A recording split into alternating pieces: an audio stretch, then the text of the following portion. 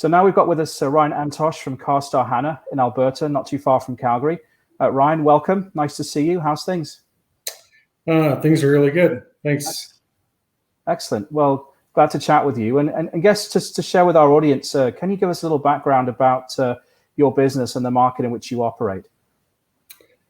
Yeah, I started in the industry here about 25 years ago. Started in Saskatchewan, where my brother still owns and operates a collision shop out in eastern Saskatchewan.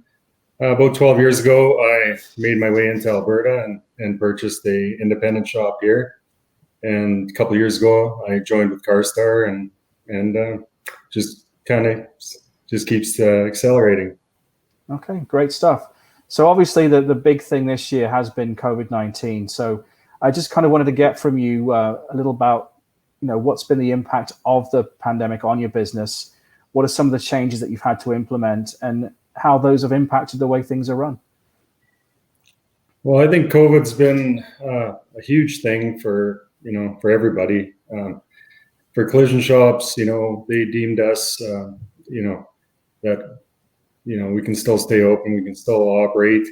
When it first rolled out, we had a fairly good backlog of work, so we stayed busy for the first month or so, or maybe more.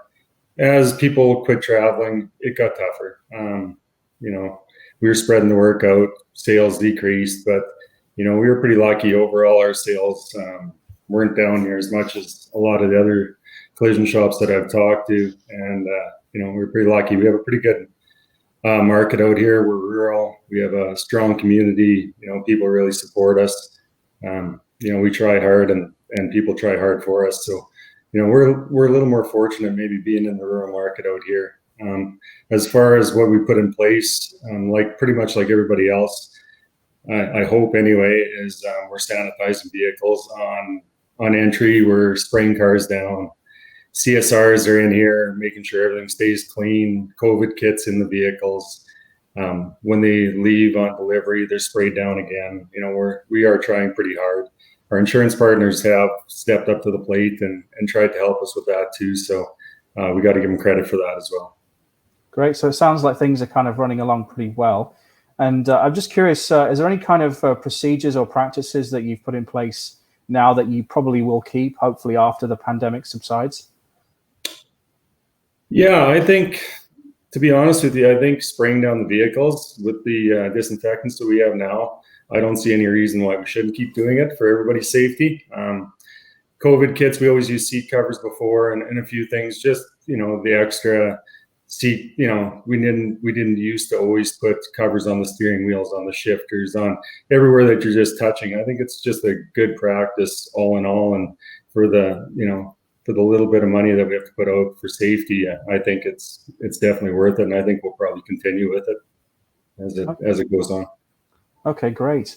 And so kind of also, looking to the future, because hopefully this thing will be behind us soon. We don't know exactly know when, but, it will subside eventually. But looking to the future and kind of at, I guess, a bigger picture standpoint, what do you think our industry, like the collision repair industry, needs to consider so both it and the businesses like yours within it continue to prosper? Yeah, well, excuse me. We can definitely see change, and there's been change for the last few years, and it's changing more and more rapidly all the time. I know for us, we're really focused on OEM certifications, ICAR Gold, different things like that to try to set us apart from other people in our market. As an industry in the whole, I think there'll be more and more smaller independent shops closing down. I think the bigger shops will get stronger. You got to focus on what you want to do. Vehicles are getting, way more intelligent. There's a lot of investment that has to be put out to repair these vehicles properly, and you're kind of in or you're out. You got to make that call now, where hopefully if you're networked with the right people, with the right insurance companies, with the right franchises, you need that strength, you need that collaboration.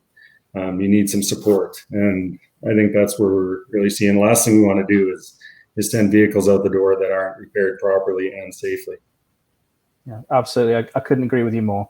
Ryan, it's been a real pleasure chatting with you today. Thank you so much for your time. Thank you.